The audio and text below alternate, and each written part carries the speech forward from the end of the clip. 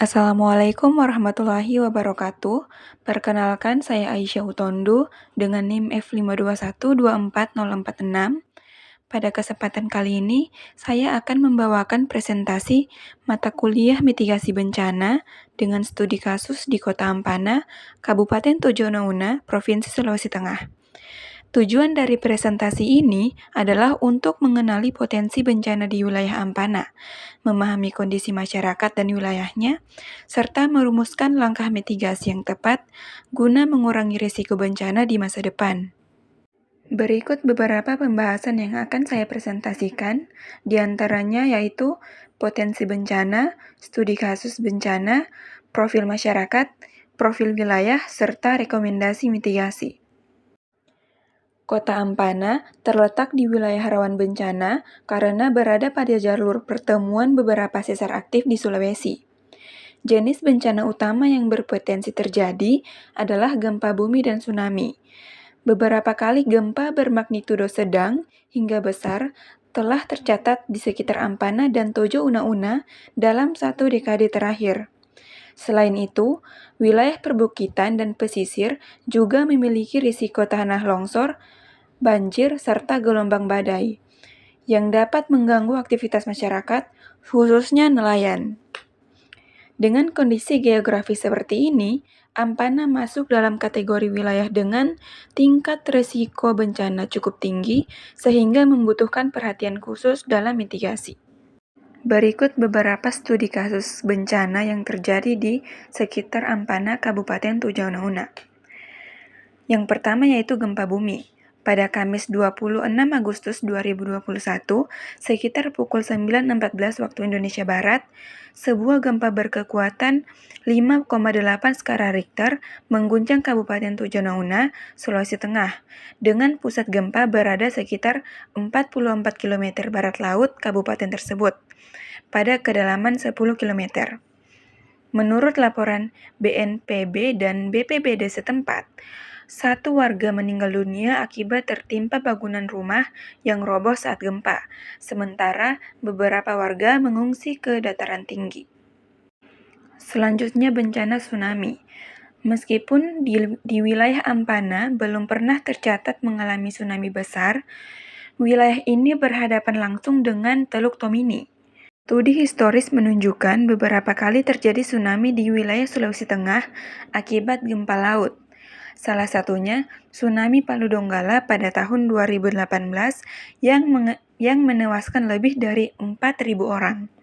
Peristiwa ini menjadi peringatan bahwa pesisir Ampana juga rentan bila gempa besar terjadi di lepas pantai. Bencana lainnya yaitu tanah longsor dan banjir. Pada Februari 2023, hujan deras memicu banjir dan longsor di beberapa kecamatan di wilayah Kabupaten Tojo Una, termasuk wilayah dekat Ampana. Beberapa rumah terendam dan akses jalan utama terputus. Peristiwa ini membuktikan ancaman hidrometeorologi nyata, terutama pada musim hujan panjang. Yang terakhir yaitu gelombang badai.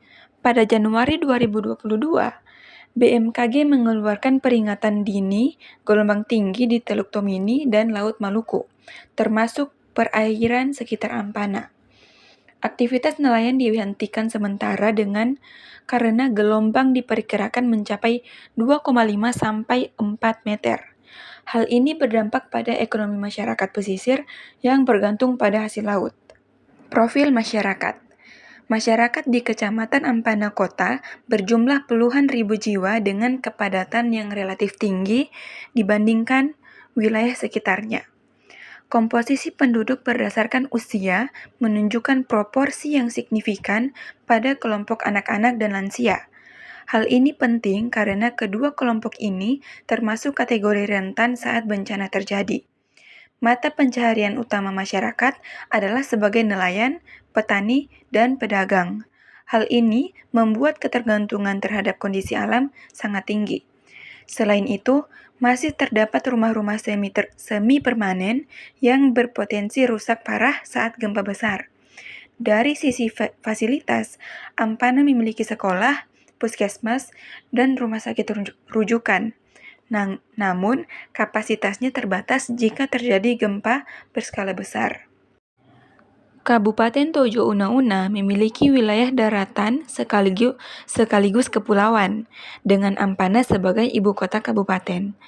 Wilayah ini dikelilingi pantai, pelabuhan, serta akses transportasi laut dan darat yang menjadi nadi utama aktivitas masyarakat.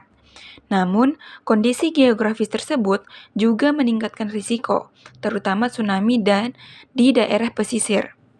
Infrastruktur penting seperti pelabuhan, bandara kecil, serta fasilitas kesehatan terpusat di Ampana. Artinya, jika bencana besar melanda, dampaknya tidak hanya dirasakan oleh masyarakat lokal, tetapi juga akan mengganggu pusat pelayanan bagi kabupaten secara keseluruhan. Akses jalur evakuasi menuju daratan tinggi tersedia, tetapi masih perlu perbaikan dan penanda yang jelas agar dapat digunakan secara cepat dalam keadaan darurat. Berdasarkan kondisi tadi, terdapat beberapa langkah mitigasi yang dapat dilakukan. Pertama, meningkatkan sosialisasi dan edukasi kebencanaan kepada masyarakat, terutama simulasi evakuasi gempa dan tsunami. Kedua, memperkuat infrastruktur evakuasi, seperti jalur, papan petunjuk, dan pengungsian. Ketiga, melakukan penguatan bangunan rumah tinggal dan fasilitas umum agar lebih tahan terhadap guncangan gempa. Keempat, memperkuat sistem peringatan dini dengan memasang sirine tsunami, radio komunikasi darurat, serta memperluas jangkauan informasi dari BMKG dan BPBD kepada masyarakat. Dengan langkah-langkah ini, risiko bencana dapat ditekan sehingga dampaknya terhadap kehidupan sosial dan ekonomi bisa diminimalisir. Nah, sebagai kesimpulan, Kota Ampana memiliki potensi bencana yang cukup tinggi, terutama gempa bumi, tsunami, dan longsor. Kondisi masyarakat yang sebagian besar tinggal di pesisir dengan mata pencaharian yang bergantung pada alam membuat mereka rentan terhadap dampak bencana. Oleh karena itu, mitigasi bencana berbasis masyarakat, penguatan infrastruktur, serta sistem peringatan dini sangat diperlukan. Demikian presentasi dari saya. Semoga presentasi ini dapat memberikan gambaran nyata tentang pentingnya kesiapsiagaan di Kota Ampana. Sekian dari saya. Terima kasih. Wassalamualaikum warahmatullahi wabarakatuh.